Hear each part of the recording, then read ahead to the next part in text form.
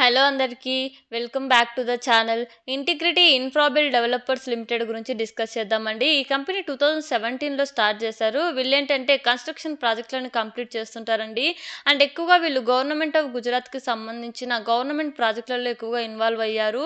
Like as a కాంట్రాక్టర్‌గా వీళ్ళు complete చేసే ప్రాజెక్ట్‌ల name వచ్చేసి రోడ్ కన్‌స్ట్రక్షన్ ప్రాజెక్ట్‌లు కానీ, లేదా బిల్డింగ్స్ కానీ, బ్రిడ్జ్ కన్‌స్ట్రక్షన్ గానీ, ఇలా డిఫరెంట్ మల్టిపుల్ కన్‌స్ట్రక్షన్ ప్రాజెక్ట్‌లో అయితే ఇన్వాల్వ్ అయ్యి ఉన్నారు. అండ్ అంతేకాకుండా వీళ్ళ ప్రెజెన్స్‌ని వీళ్ళు ఎక్స్‌పాన్షన్ చేయడం కోసం స్టేట్ కన్‌స్ట్రక్షన్ సెక్టార్ కింద వీళ్ళు సబ్ కాంట్రాక్టర్ ప్రాజెక్ట్‌ల మీద కూడా వర్క్ చేస్తున్నామని చెప్తున్నారు. అందులో వీళ్ళు కంప్లీట్ చేసిన రోడ్ కన్‌స్ట్రక్షన్ ప్రాజెక్ట్‌లొచ్చేసి 103 ఉన్నట్టు చెప్తున్నారు. అండ్ బిల్డింగ్ కన్‌స్ట్రక్షన్ ప్రాజెక్ట్‌లొచ్చేసి 8 ప్రాజెక్ట్‌లు కంప్లీట్ చేశామని చెప్తున్నారు. అండ్ ఓవరాల్‌గా వీళ్ళు కంప్లీట్ చేసిన ప్రాజెక్ట్‌లొచ్చేసి 111 ప్రాజెక్ట్‌లయితే ఇప్పటిదాకా కంప్లీట్ చేశారండి.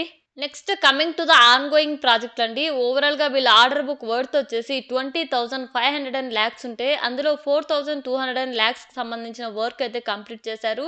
అండ్ రిమైనింగ్ అమౌంట్ ఏదైతే ఉందో ఈ ఆర్డర్ బుక్ సంబంధించి అండ్ అందులో 70 ఆన్‌గోయింగ్ ప్రాజెక్ట్స్ ఉన్నట్టు చెప్తున్నారు. అందులో మెయిన్‌గా 96% వచ్చేసి Gujarat government and semi government అథారిటీస్‌కి సంబంధించిన డైరెక్ట్ కాంట్రాక్ట్ వర్క్ అయితే ఉన్నట్టు చెప్తున్నారు. అండ్ 4% వచ్చేసి సబ్ కాంట్రాక్ట్ వర్క్ ఉన్నట్టు చెప్తున్నారండి.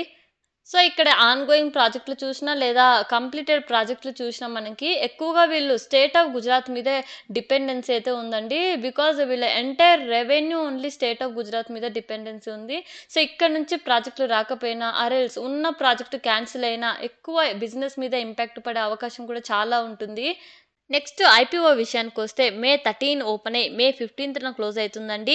ఫేస్ వాల్యూ వచ్చేసి 10 పర్ షేరు. లాట్ సైజ్ వచ్చేసి 1200 షేర్స్ అండి. ఐపీఓ ద్వారా వీళ్ళు 12 క్రోర్స్ రైజ్ చేస్తుంటే, అందులో 1 రీటైల్ మినిమమ్ లాట్ వచ్చేసి 1,20,000 అండ్ మిగతా డీటెయిల్స్ మీరు స్క్రీన్‌లో అబ్జర్వ్ చేయొచ్చు. Next coming to the financial information అండి. ఇంటిగ్రిటీ ఇన్ఫ్రాబిల్ లిమిటెడ్‌కి చూసినట్లయితే మీరు ఫినాన్షియల్ ఇయర్ 2023 వరకు వీళ్ళ ప్రాఫిట్స్ అవ్వచ్చు, రెవెన్యూ అవ్వచ్చు, ఎవ్రీథింగ్ యావరేజ్‌గా ఉన్నాయి.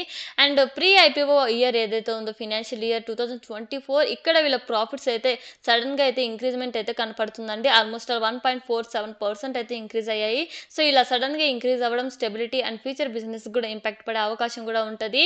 అండ్ నెక్స్ట్ పియర్స్ కంపారిజన్ విషయానికొస్తే వీళ్ళు ప్రొవైడ్ చేసిన ఫినాన్షియల్ డేటా ప్రకారం VR Infraspace Limited and Uday Shivakumar Infra Limited బెటర్‌గా పర్ఫార్మ్ చేస్తున్నాయండి. In terms of margins, in terms of revenue everything మనం కంపేర్ చేసుకున్నప్పటికీ కమింగ్ టు ద డెప్ట్ రేషియో కూడా మీరు అబ్జర్వ్ చేసినట్లయితే ఇంటిగ్రిటీ ఇన్ఫ్రాబిల్ లిమిటెడ్‌కి ఎక్కువగా ఉందండి compare to other companies. And అంతేకాకుండా పీఈ రేషియో పరంగా మనం చూసినట్లయితే వీళ్ళు హైయర్ వాల్యుయేషన్‌లోనే ఐపీఓని అయితే కోట్ చేస్తున్నారండి. సో, ఓవరాల్ పర్ఫార్మెన్స్ వైస్‌గా మనం చూసినట్లయితే నాకు వీళ్ళ ఫినాన్షియల్ డేటా అంత అట్రాక్టివ్‌గా అనిపించట్లేదండి. అండ్ అంతేకాకుండా వీళ్ళకున్న క్యాపిటల్ ఏదైతే ఉందో పోస్ట్ ఐపీఓ తర్వాత నాకు గ్రోత్ అయితే ఎక్కువ టైం తీసుకుంటుందని అనిపిస్తుంది ఈ పర్టిక్యులర్ కంపెనీలో. అండ్ వీళ్ళకంటే బెటర్‌గా వీళ్ళ పియర్సే బెటర్‌గా పర్ఫార్మ్ చేస్తున్నారు. అండ్ పీఈ రేషియో పరంగా చూసినా వీళ్ళు హైయర్ వాల్యుయేషన్‌లోనే ఐపీఓని అయితే కోట్ చేస్తున్నారండి. సో, నేనైతే ఈ ఐపీఓని అవాయిడ్ చేస్తున్నాను. ఒకవేళ మీరు అప్లై చేయాలనుకుంటే మీ ఓన్ అనాలిసిస్ ఆర్ఎల్స్ మీ ఫినాన్షియల్ అడ్వైజర్‌తో కనెక్ట్ అయిన తర్వాత డిసిషన్ తీసుకోండి. And as of now grey market premium అయితే 0 ఉందండి. ఇది అప్డేట్ కూడా అవ్వచ్చు ఆర్ఎల్స్ చేంజ్ కూడా అవ్వచ్చు. ఒకవేళ మీకు ఈ వీడియో ఇన్ఫర్మేటివ్‌గా అనిపిస్తే please like, share and subscribe and thank you for watching.